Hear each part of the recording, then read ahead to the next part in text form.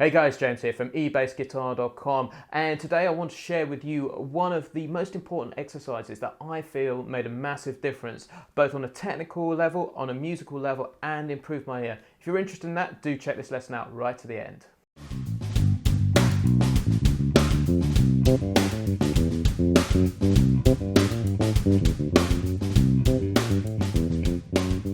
Hey, James here from eBassGuitar.com, and today I want to share with you one of the most important exercises that I feel just made such an important difference to my playing, and it was the beginning of kind of years of exploration which improved my technique incredibly, improved my musicality incredibly, because I started really understanding harmony, and it also started improving my ear. It was kind of started to bring all three of those ideas together, and this was to start playing the major scale, which you should have learned in some of the other videos. You can find that, do check this out on the rest of the channel, but starting to play them in different intervals. So we're starting to break up the patterns and really discover all the intricacies of the major scale, because the major scale, there is just like so much information within that scale, and when you start to absorb that, that's when you really start to feel like you're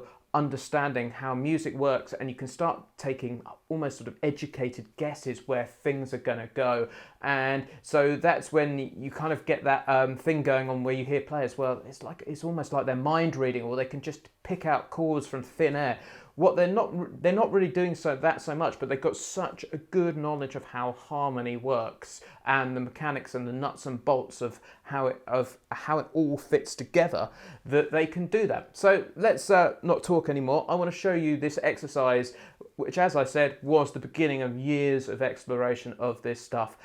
So we're going to talk about how to play scales in thirds to begin with. So let's take our ordinary major scale. So we're going to work in G major because that's a nice key on the bass to work on. So we've got G, A, B, C, D, E, F sharp, and G. Okay? Or root, second, third, fourth, fifth, sixth, seven, eight. Obviously, it's completely fantastic to really get that scale right under your fingers. So one octave, or if you want to go into two octaves.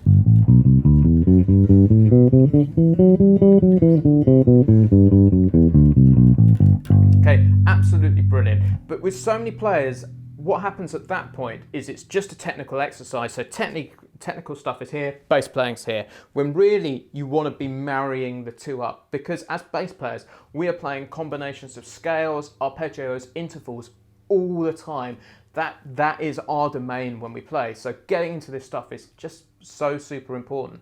So let's talk about scales in thirds, how it works. It's quite a simple, straightforward idea, but there's so much harmonic information in there. So what we're going to do is we're going to go root, and then we're going to play the third. So we're going to miss out one. So we're going to go root, third. So root, third. So 1 and 3.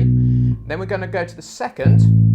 Okay, then we're going to miss out a note, so we're going to play 2 and 4. So we've got 1 and 3, 2 and 4, okay, and then 1 and then we've got 3 and 5, so like that, and then we've got 4 and 6, and then we've got 5 and 7, and then we've got 6 and 8, or your octave. I often call it 8, which both is fine in my opinion. 7 and 9, and then your octave 8 and 10. Okay, which is the same as that, an octave up. Okay, so if we put this exercise all together, you'll have to take this apart slowly and put it back together again. So we end up with this.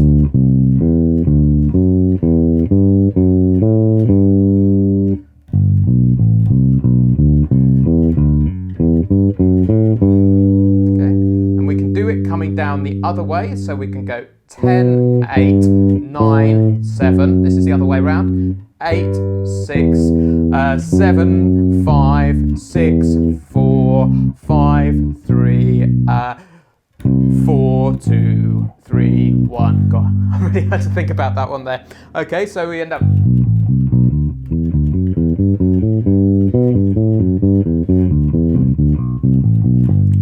Now this is a great workout on the fingers because with the left hand you're kind of jumping across strings, but then you've got string jumping going on with the right hand too. So there's so much from a technical perspective in there. But also, let's take it apart musically, because what we have is these two intervals, okay? Or you could call it a two-note chord, although I found out yesterday chords are technically 3 notes, intervals are 2 notes, but if you could play them as chords, okay? So, okay. What we have here is we have a major interval. So that is a major interval, okay? And then when we go here, we can play them together. It's quite a stretch. Okay, we have a minor interval, so we have major, minor. Okay, then we have, okay, if I play them across 2 strings so we can get them as a chord, we have a minor interval, so we've got major, major, minor, minor, major, okay, and then another major interval, and then a minor interval, okay, and then another minor interval, like that. So what you'll just start to discover when you take this apart is that they're both major intervals within the major scale. There are major intervals and minor intervals, and when you expand these into chords later, okay, make them into 3 notes, root, third, fifth, you'll find that there's a bunch of major chords in there and there's a bunch of minor chords in there, and there's even what's called a diminished chord in there right at the end, but you don't need to worry about that one too much at this moment in time. So you can start to predict when you're playing pop songs or any kind of music what chords are going to be coming next, and these are all the chords which are related to a particular key center. So if you're in the key of G here, the chances are that you're going to have G chords in it, A minor chords in it, B minor chords in it, C, D chords in it, E minor chords in it, and then possibly an F half diminished, and then G. So this starts to give us so much information. So that based on what we call, this is all what we call diatonic harmony, to throw in a technical word in there. But just starting to understand and soak up these sounds, so playing them as an exercise like this, or taking them further up the neck like this. Even like that, like that, you'll start to understand the sounds of the major scale. So what I'm going to do is I'm going to play this now with a metronome, so you can hear what this sounds like bang in time. And then what I'm going to do is I'm going to start messing around with it. Let's just stop there a sec. I'm a big advocate of taking technical exercises and trying to make some music out of them and messing around with them and having some fun and seeing what you get. So I'm going to play this as a kind of technical exercise, then I'm going to try and make it into a bit of a groove and just have some fun, have some fun with it. And you can kind of see the way my mind thinks about this stuff when I do it. So let's go for it. So this is just a kind of technical exercise. As with everything, practice with the metronome, get yourself working bang in time. It's just unbelievably important. So.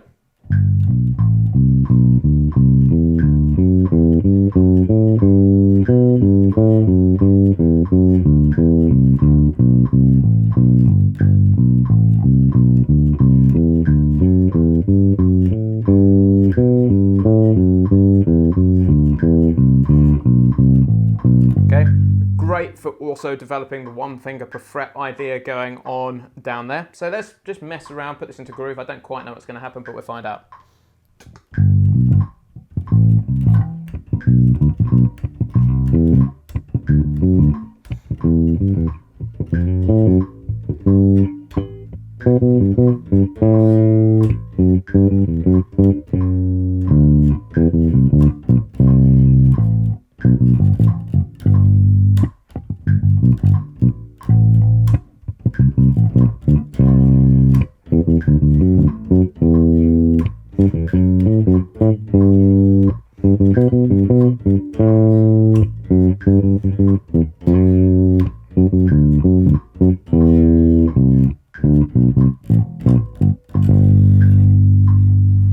Yeah, that almost kind of had a bit of a sort of, I guess, a South African flavour to it. But you see the idea. So I'm just messing around, seeing what happens, but it's getting these intervals under your hand. So today we have covered how to play the major scale in thirds. We've covered why it's so important, because it develops firstly your technical knowledge, but it also develops your harmonic knowledge, and it also starts to develop your ear, so you can start to predict what chords, when you're in a particular key, are coming next.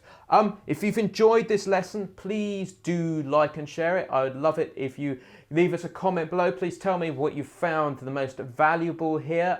It'd be great to get a dialogue going on. So if you've enjoyed it, do like and share, and give us a like and share on social. I've been James from eBassGuitar.com, and I will catch you next time. Cheers for now.